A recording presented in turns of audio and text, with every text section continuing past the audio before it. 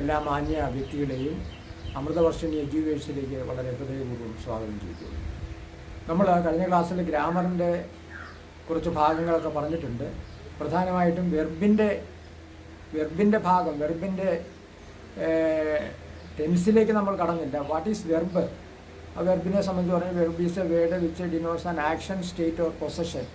അതിൻ്റെ explanations, examples ഒക്കെ തന്നെ നമ്മൾ പറഞ്ഞു. ഇന്ന് നമ്മൾ വെർബിൻ്റെ ഡിവിഷൻസ്, പ്രധാനമായിട്ടും വെർബുകൾ എത്ര ഡിവിഷൻസിലേക്ക് പോകുന്നു എന്നുള്ളതാണ് ആദ്യം പറയാൻ ഉദ്ദേശിക്കുന്നത്. Verbs R mainly divided into 2 groups, transitive verb and intransitive verb. പ്രധാനമായിട്ടും വെർബുകൾ 2 ഗ്രൂപ്പായിട്ട് തിരിച്ചിരിക്കുന്നു. ഒന്ന് ട്രാൻസിറ്റീവ് വെർബ്, മറ്റൊന്ന് ഇൻട്രാൻസിറ്റീവ് വെർബ്. ഇത് കേട്ടുകൊണ്ടിരിക്കുന്നവർ ബുക്കിൽ നിർബന്ധമായിട്ടും ഒന്ന് എഴുതി വെക്കുന്നത്, പ്രത്യേകിച്ച് വിദ്യാർത്ഥികൾ എഴുതിയെടുക്കുന്നത് നന്നായിരിക്കും. ഇപ്പോൾ ട്രാൻസിറ്റീവ് വെർബ് എന്ന് പറഞ്ഞാൽ എന്താണ്? The result of an action transfers or pass from the subject to another one or to another object, that sort of verb is called transitive. ഇംഗ്ലീഷിൽ അങ്ങനെയാണ് പറയുന്നത്. അതായത് result or consequence of an action transfers from the subject to another one or to another object, that sort of verb is called transitive. അതായത് ഒരു പ്രവൃത്തി ചെയ്യുന്ന ആളിൽ നിന്ന് ആ പ്രവൃത്തിയുടെ ഫലം ഒരു ഓബ്ജക്റ്റിലേക്ക് കടന്നു പോകുന്നുണ്ടെങ്കിൽ ആ ടൈപ്പിൽ, ആ തരത്തിൽ വരുന്ന വെർബിനെ നമ്മൾ എന്ത് പറയുന്നു? ട്രാൻസിറ്റീവ് വെർബ് എന്ന് പറയുന്നു. അപ്പോൾ നമ്മൾ ഇവിടെ മനസ്സിലാക്കേണ്ട ഒരു കാര്യം എന്ന് പറയുന്നത്, ട്രാൻസിറ്റീവ് വെർബിൻ്റെ അടുത്ത് ആരുണ്ടാവണം? നിർബന്ധമായിട്ടും ഒരു ഓബ്ജക്റ്റ് ഉണ്ടാവണം. Compulsorily the presence of an object, അത് വളരെ അത്യാവശ്യമായ ഒരു കാര്യമാണ്. വളരെ അത്യാവശ്യമായ കാര്യമാണ്. വെർബിൻ്റെ അടുത്തൊരു ഓബ്ജക്റ്റ് വേണം. അപ്പോൾ സബ്ജക്റ്റാണ് പ്രവൃത്തി ചെയ്യുന്നത്. പ്രവൃത്തി ചെയ്യുമ്പോൾ പ്രവൃത്തിയുടെ റിസൾട്ട്, അതിനെയാണ് നമ്മൾ കോൺസിക്വൻസ് എന്ന് പറയുന്നത്. റിസൾട്ട്, ആ റിസൾട്ട് കടന്നു പോകാനുള്ള ഒരു മാധ്യമം അല്ലെങ്കിൽ ഒരു മാർഗം കൂടെ വേണം നമുക്ക്. അങ്ങനെ ആ രീതിയിൽ നിൽക്കുന്ന, അതായത് വെർബിൻ്റെ അടുത്ത് ആരുണ്ടാവണം? ഒരു ഓബ്ജക്റ്റ് ഉണ്ടാവണം. ആ തരത്തിൽ നിൽക്കുന്ന വെർബുകളെയാണ് നമ്മൾ എന്ത് പറയുന്നത്? ട്രാൻസിറ്റീവ് വെർബ്, അല്ലെങ്കിൽ മലയാളത്തിൽ പറഞ്ഞു കഴിഞ്ഞാൽ സകർമ്മക ക്രിയ എന്നാണ്. മലയാളം നിങ്ങൾ നേരത്തെ വേറെ എവിടെയെങ്കിലുമൊക്കെ ഒരുപക്ഷെ കേട്ട് കാണും. എക്സാമ്പിൾ പറഞ്ഞാൽ വളരെ എളുപ്പത്തിൽ നമുക്ക് പഴയ ഒരു സെൻറ്റൻസ് തന്നെ, വളരെ എളുപ്പം മനസ്സിലാകുന്ന ഒരു സെൻറ്റൻസ് തന്നെ പറയാം. ഇതൊക്കെ നോട്ട് ചെയ്ത് വയ്ക്കുമല്ലോ. നോട്ട് ചെയ്ത് വെക്കുന്ന കാര്യം മറന്നു പോകരുത്. നോട്ട് ചെയ്തല്ല, കേട്ടോണ്ടിരുന്നാൽ മാത്രം പോരാ, ഇതൊക്കെ ബുക്കിനകത്ത് നോട്ട് ചെയ്ത് വെച്ചോണം. രാമ കിൽഡ് രാവണ.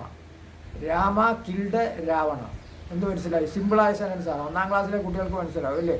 രാമ കിൽഡ് രാവണ, അതായത് രാമൻ രാവണനെ കൊന്നു. അപ്പോൾ ഇവിടുത്തെ സബ്ജക്റ്റ് ആരാണെന്ന് നമുക്കറിയാം, രാമനാണ്. രാമൻ ചെയ്ത പ്രവൃത്തി എന്താണ്? കിൽഡ് എന്ന് പറയുന്ന പ്രവൃത്തിയാണ് ചെയ്തത്. കിൽഡ് എന്ന് പറഞ്ഞാൽ എന്താണെന്ന് ഞാൻ പറയാതെ തന്നെ നിങ്ങൾക്കറിയാം. രാമ കിൽഡ്. ആരാണ് അതിൻ്റെ ഫലം അനുഭവിച്ചത്? ഫലം അനുഭവിച്ച രാവണനാണ്. പാവൻ രാവണൻ അല്ലേ? രാവണൻ എന്ത് ചെയ്തു? രാവണൻ എന്ത് ചെയ്തു? രാവണൻ രാവണനെ കൊന്നു. അപ്പോൾ രാമൻ ചെയ്ത പ്രവൃത്തിയുടെ ഫലം അനുഭവിച്ചത് രാവണനാണ്. അപ്പോൾ തീർച്ചയായും നമുക്ക് മനസ്സിലായി, രാമൻ രാവണനെ കൊന്നു, അതിൻ്റെ റിസൾട്ട് അനുഭവിച്ചത് രാവണനാണ് എന്നുള്ള കാര്യം മനസ്സിലായി. അപ്പോൾ അവിടെ കിൽഡ് എന്ന് പറയുന്ന വെർബ് ഏത് രൂപത്തിൽ നിൽക്കുന്നു? അതൊരു ട്രാൻസിറ്റീവ് വെർബാണെന്നുള്ള കാര്യം മറന്നുപോകും. ഇതുപോലെ വേറൊരു സെൻറ്റൻസ് പറഞ്ഞാൽ, ഇപ്പോൾ ഒരു വ്യക്തി അയാളെ സംബന്ധിച്ച് നമ്മൾ ഹി എന്ന് പറഞ്ഞാൽ മതി. He Eats dosa. അയാൾ ദോശ കഴിക്കുന്നു. ഒരാൾ നമ്മൾ നോക്കുമ്പോൾ ദോശ കഴിച്ചുകൊണ്ടിരിക്കുകയാണ്. അപ്പോൾ ഹി എന്ന് പറയുന്നത് അതിനകത്ത് ഒരു പ്രോനൗണായിട്ടാണ് വന്നിരിക്കുന്നത്. പക്ഷേ അയാളാണ് അതിൻ്റെ സബ്ജക്റ്റ്. അയാൾ ആരും ആയിക്കോട്ടെ, എക്സ് ഓർ വൈ ആരെങ്കിലും ആകാം. ഹി ഈറ്റ്സ് എന്ന് പറയുന്ന പ്രവൃത്തിയാണ് അയാൾ ചെയ്യുന്നത് അല്ലേ? തിന്നുന്നു, കഴിക്കുന്നു എന്നുള്ള പ്രവൃത്തിയാണ്. ആരെയാണ് കഴിച്ചു തീർക്കുന്നത്? ദോശ. 10 ദോശ അയാൾ പ്ലേറ്റ് വെച്ചിട്ടുണ്ടായെന്ന് വിചാരിക്കുക. അയാൾ 1 ദോശയും വിത്ത് ചട്നിയും കുറേശ്ശെ കഴിച്ച് ഒരു ദോശ കാണത്തില്ല. അപ്പോൾ ദോശ കഴിച്ച് അയാൾ തീർന്നു. ദോശ അവിടെ കാണാനില്ല. അപ്പോൾ അവിടെ ഈറ്റ്സ് എന്ന് പറയുന്ന വെർബിൻ്റെ ആ ഒരു അവസ്ഥ എന്ന് പറയുന്നത് ട്രാൻസിറ്റീവ് രീതിയിലാണ്. ഇനി നമ്മൾ കഴിഞ്ഞ ദിവസം പറഞ്ഞ വേറൊരു സെൻറ്റൻസിലേക്ക് തന്നെ പോകാം, അല്ലെങ്കിൽ ആ രീതിയിൽ പറയാം. The LDF government rules over Kerala. നമ്മൾ കഴിഞ്ഞ ദിവസം വേറെ ഒരു സെൻറ്റൻസൊക്കെ പറഞ്ഞായിരുന്നു അല്ലേ? നരേന്ദ്രമോദി അദ്ദേഹത്തിൻ്റെ കാര്യമൊക്കെ പറഞ്ഞായിരുന്നു. ഇന്ന് നമ്മൾ ഇപ്പോൾ പറയുന്ന സെൻറ്റൻസ് എന്താണ്? The LDF government rules over Kerala. അപ്പോൾ the LDF government rules over Kerala എന്ന് പറയുമ്പോൾ ഇതിനകത്തെ സബ്ജക്റ്റ് ആരാണ്? The LDF government. ഇതിനകത്തെ വെർബ് എന്താണ്? റൂൾസ് ആണ്. ഓവർ എന്ന് പറയുന്നത് അതിനകത്തെ പ്രിപ്പൊസിഷനായിട്ട് വരുന്ന വാക്കാണ്. ചില വെർബുകൾക്ക് കമ്പൽസറി ആയിട്ട് ചില പ്രിപ്പൊസിഷൻസ് ചേർക്കേണ്ടതായിട്ടുണ്ട്. പ്രിപ്പൊസിഷനെ സംബന്ധിച്ച് നമ്മൾ പറഞ്ഞില്ല, അതൊക്കെ നമ്മൾ പുറകെ പറഞ്ഞു തരും. അപ്പോൾ റൂൾസ് ഓവർ എന്ന് നമ്മൾ ചേർത്ത് പറയണം, എന്നാലും സെൻറ്റൻസ് ശരിയാകത്തുള്ളൂ. ഇപ്പോൾ LDF government rules over Kerala.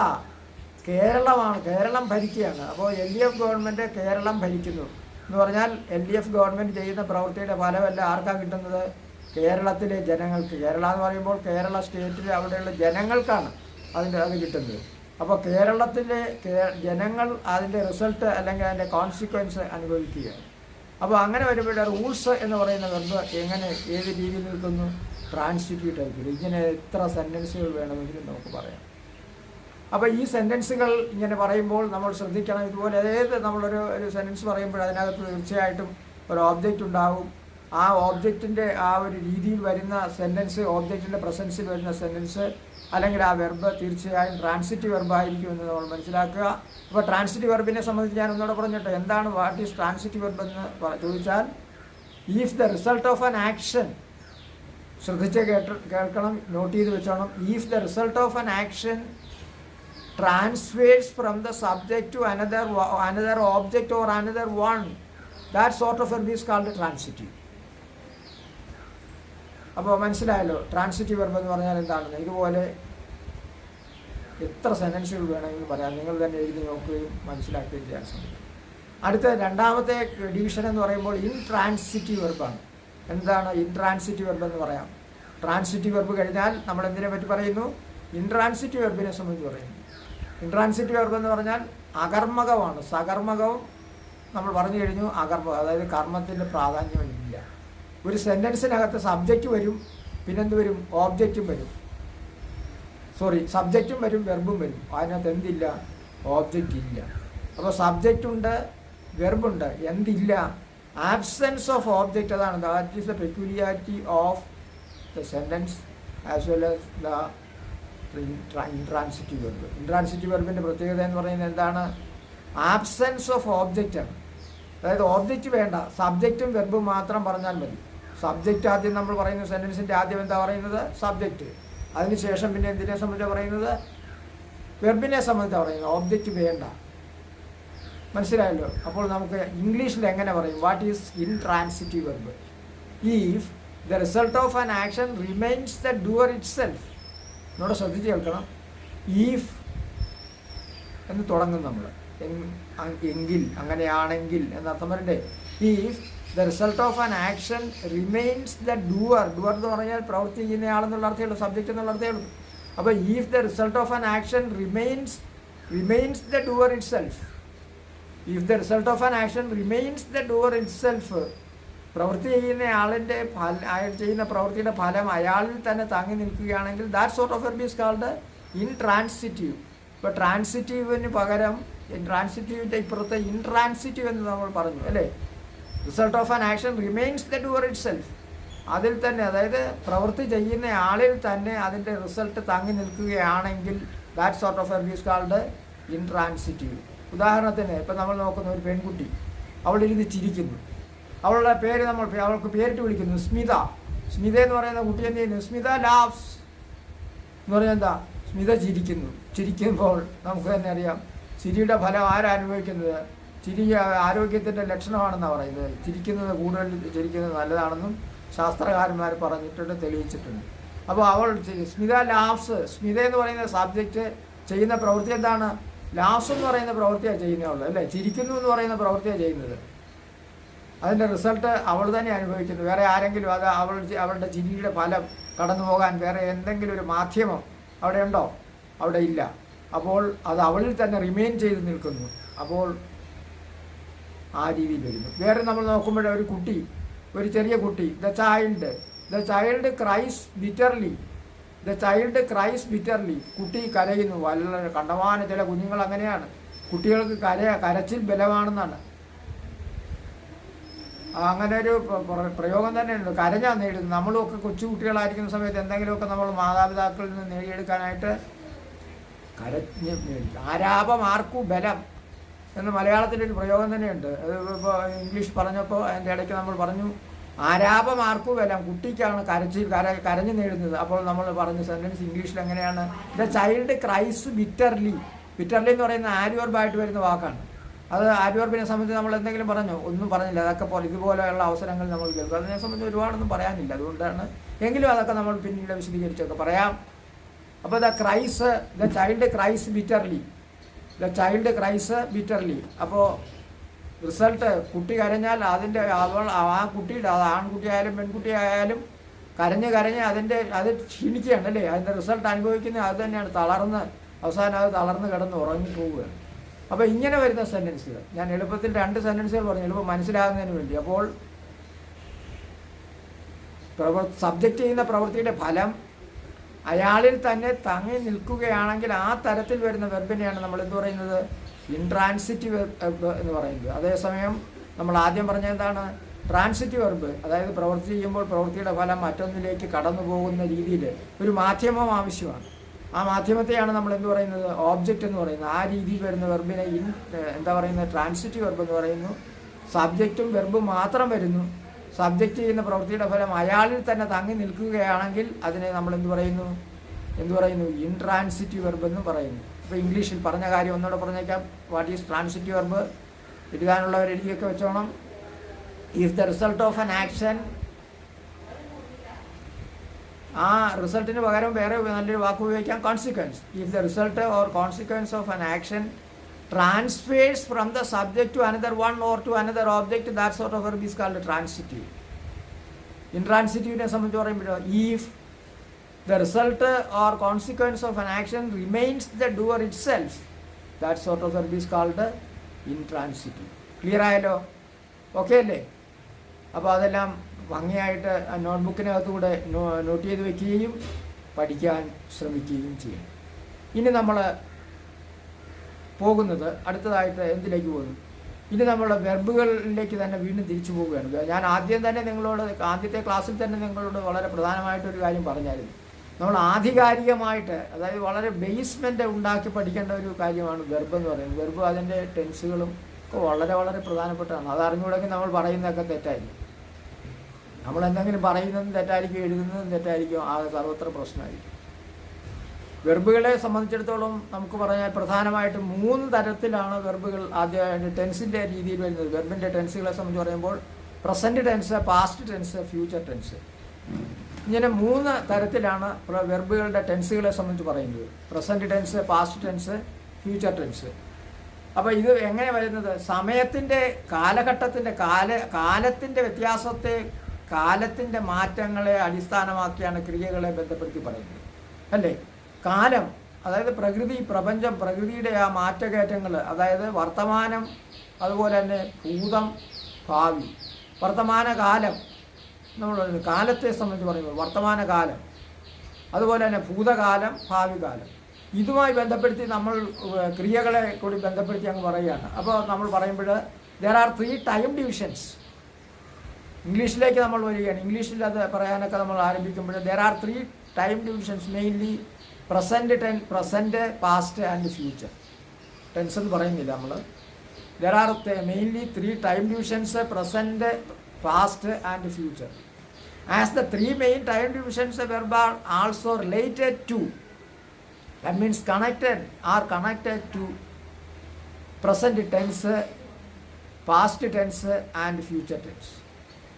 വർത്തമാനകാലം, ഭൂതകാലം, ഭാവി കാലം ഇവയോട് നമ്മൾ ചെയ്യുന്ന പ്രവൃത്തികളെ ചേർത്ത് വയ്ക്കുമ്പോൾ വെർബുകൾക്ക് ടെൻസ് ആകുന്നു, വെർബുകൾക്ക് ടെൻസ് ഉണ്ടാകുന്നു. അങ്ങനെ verb present tense, past tense, future tense എന്നിങ്ങനെ 3 രീതിയിൽ നമ്മൾ അത് പറയുകയാണ്. എന്താണ് പ്രസൻറ്റ് ടെൻസ് എന്ന് പറഞ്ഞാൽ? വെർബിൻ്റെ present tense, what is taken place at present. ഇപ്പോൾ എന്ത് നടക്കുന്നു അത് തന്നെയാണ്. ഇപ്പോൾ എന്ത് നടക്കുന്നു അത്. അപ്പോൾ ഇപ്പോൾ നടക്കുന്ന പ്രസൻറ്റ്, വർത്തമാനകാലത്തിൽ നടക്കുക അല്ലെങ്കിൽ നടന്നുകൊണ്ടിരിക്കുന്ന കാര്യങ്ങളാണ് പ്രസൻറ്റ് ടെൻസ് ഉപയോഗിച്ച് പറയുന്നത്. നടന്നുകൊണ്ടിരിക്കുന്നത് അല്ലെങ്കിൽ നടക്കുന്ന കാര്യങ്ങൾ. ഇപ്പം നമ്മൾ നേരത്തെ പറഞ്ഞതുപോലെ ഇഷ്ടംപോലെ സെൻറ്റൻസുകൾ നമുക്ക് പറയാം. നമ്മൾ നോക്കുമ്പോൾ ഒരാളൊരു കത്തെഴുതുകയാണ്. മോഹൻ എന്ന അയാളെ നമ്മൾ പേരിട്ട് വിളിക്കും. Mohan writes a letter. Mohan കത്തെഴുതുന്നു. എങ്ങനെയാണ് നമ്മൾ സെൻറ്റൻസ്? വെറും സിമ്പിൾ സെൻറ്റൻസ് അല്ലേ, എല്ലാവർക്കും മനസ്സിലാവും. ചെറിയ കുട്ടികൾക്കും മനസ്സിലാവും, മുതിർന്നവർക്കും മനസ്സിലാവും, എല്ലാവർക്കും മനസ്സിലാവും. Mohan writes a letter. അവിടെ റൈറ്റ്സ് എന്ന് പറയുന്നത് വെർബാണ്. റൈറ്റ്സ് എന്ന് പറയുന്ന വെർബ് അതിൻ്റെ മലയാള അർത്ഥം എന്താണ്? എഴുതുക, എഴുതുന്നു. രണ്ടർത്ഥം പറയും. എഴുതുക, എഴുതുന്നു. മോഹൻ എന്ത് ചെയ്യുന്നു? കത്തെഴുതുന്നു. അപ്പോൾ എഴുതുകയാണ്. വേറെ നമ്മൾ നോക്കുമ്പോൾ ഒരു കല്യാണത്തിന് സദ്യ കൊണ്ടുകൊണ്ടിരിക്കുന്നു കുറച്ച് ആളുകൾ, അല്ലേ? നമ്മളൊക്കെ കല്യാണ സദ്യ കൊണ്ടാൻ ആഗ്രഹം കാണിക്കുന്ന ആൾക്കാരാണ്.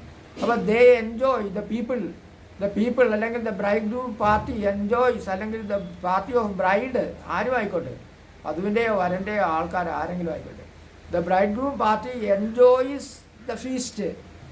The bride groom party enjoy എന്ന് പറഞ്ഞാൽ മതി. എൻജോയ്, കാരണം അവിടെ കളക്റ്റീവ് നൗണായിട്ട് വന്നിരിക്കുകയാണ്. The bride groom party enjoy the feast. Enjoy, feast എന്ന് പറയുമ്പോൾ സദ്യയാണ്. നല്ല വിഭവസമൃദ്ധമായ സദ്യക്കാണ് ഫീസ്റ്റ് എന്ന് പറയുന്നത്.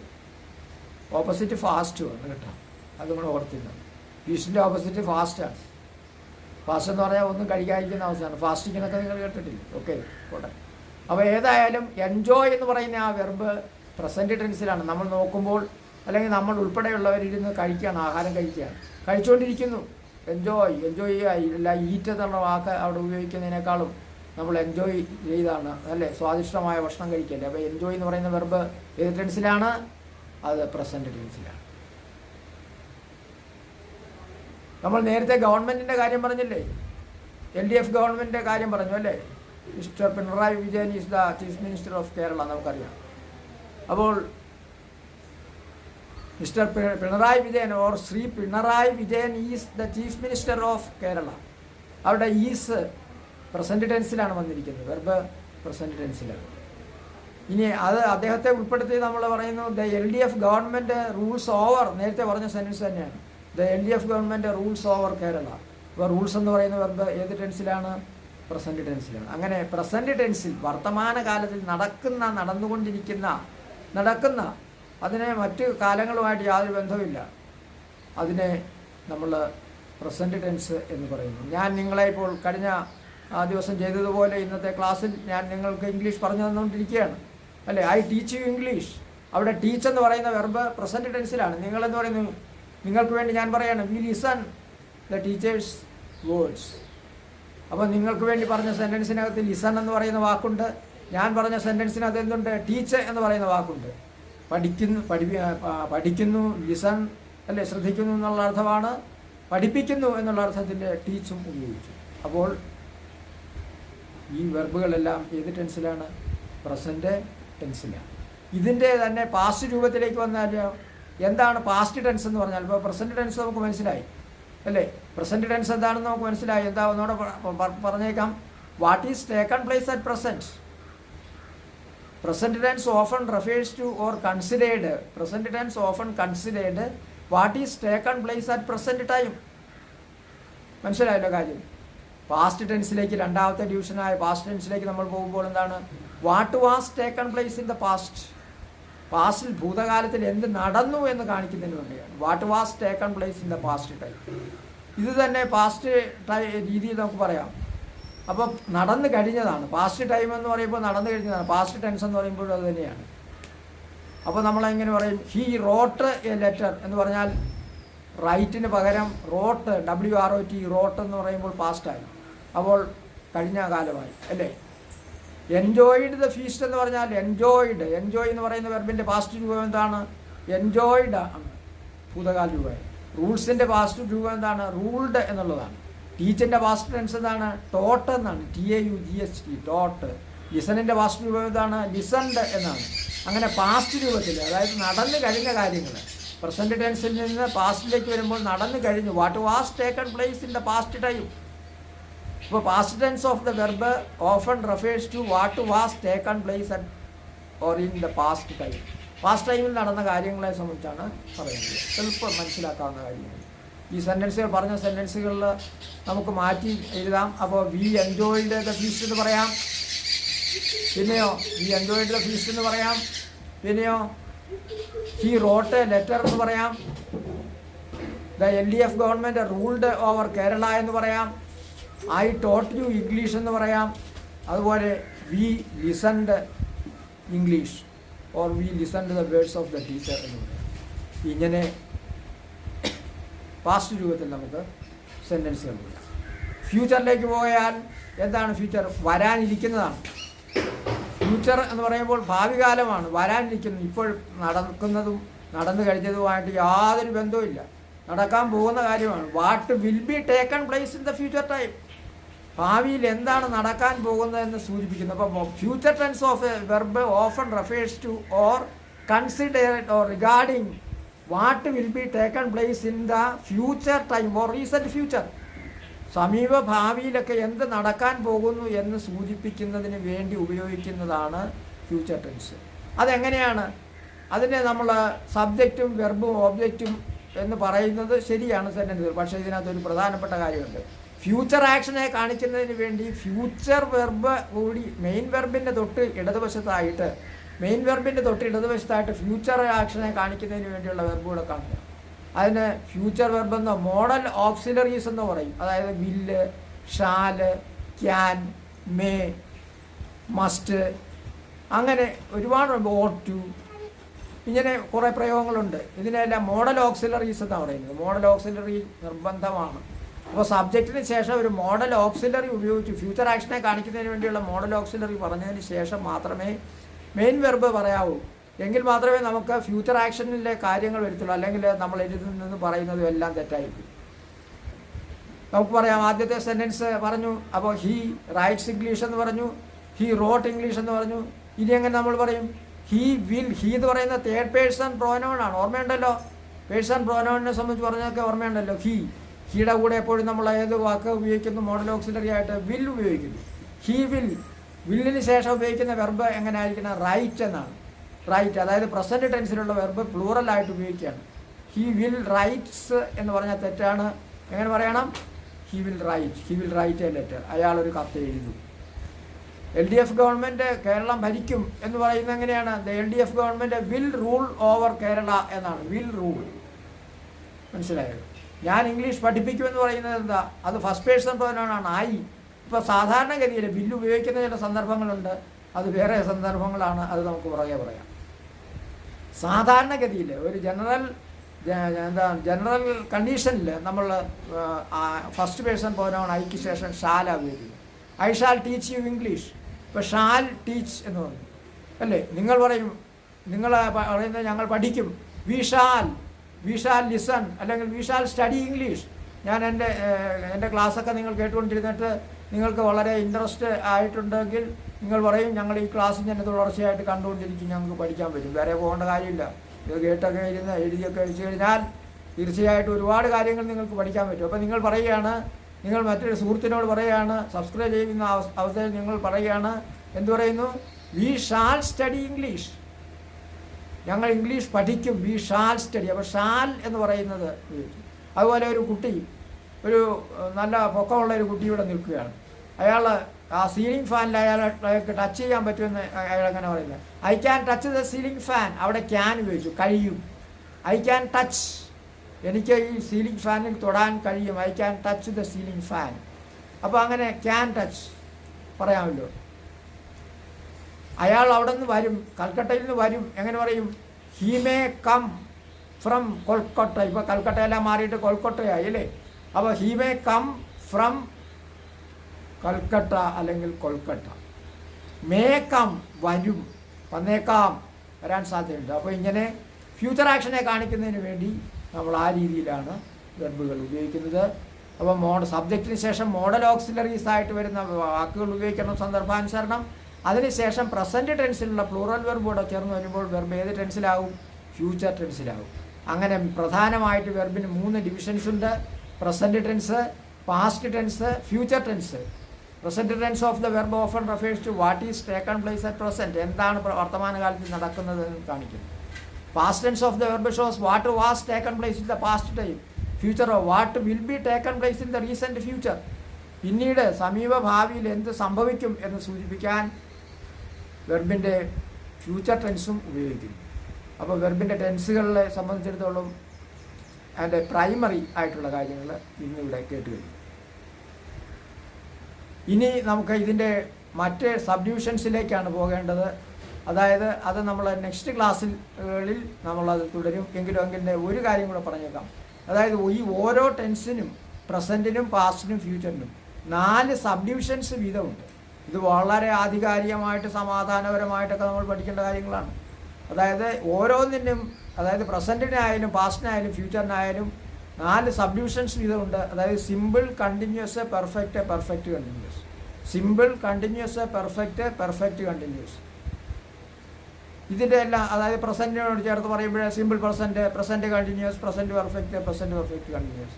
പാസ്റ്റിനോട് പറയുമ്പോഴും ചേർത്ത് പറയുമ്പോഴും അങ്ങനെ തന്നെ, ഫ്യൂച്ചറിനോട് ചേർത്ത് പറയുമ്പോൾ അങ്ങനെ തന്നെ. അങ്ങനെ 4 സബ് ഡിവിഷൻസ്. ആ ഓരോന്നിൻ്റെയും 4 സബ് ഡിവിഷൻസിനെ സംബന്ധിച്ച് അത് ഏതൊക്കെ സന്ദർഭങ്ങളിൽ ഉപയോഗിക്കുന്നു, എങ്ങനെയാണ് സെൻറ്റൻസുകൾ എഴുതുന്നത് തുടങ്ങിയ വളരെ വിശദമായ വളരെ വിശദമായ രീതിയിലുള്ള കാര്യങ്ങൾ നമ്മൾ അടുത്ത ക്ലാസ്സിൽ പറയാം. ഇന്നത്തെ ക്ലാസ് എല്ലാവരും ശ്രദ്ധിച്ചിട്ടുണ്ടാകുമെന്ന് കരുതുന്നു. ഞാൻ പറഞ്ഞതുപോലെ, നേരത്തെ സൂചിപ്പിച്ചതുപോലെ ക്ലാസ് കാണുകയും അതുപോലെ അതിൽ വരുന്ന പ്രധാനപ്പെട്ട കാര്യങ്ങൾ നോട്ട് ചെയ്ത് വെക്കുകയും ചെയ്യണം. നിങ്ങൾ അതുപോലെ സപ്പോർട്ട് ചെയ്യണം. പിന്നെ ക്ലാസ് കാണുന്ന നിങ്ങൾ ഓരോരുത്തരും, നല്ലവരായ ഓരോരുത്തരും സബ്സ്ക്രൈബ് ചെയ്യുവാനും മറന്നു പോകരുത്. ഇന്നത്തെ ക്ലാസ് ഇവിടെ അവസാനിപ്പിക്കുന്നു. എല്ലാവർക്കും നമസ്കാരം.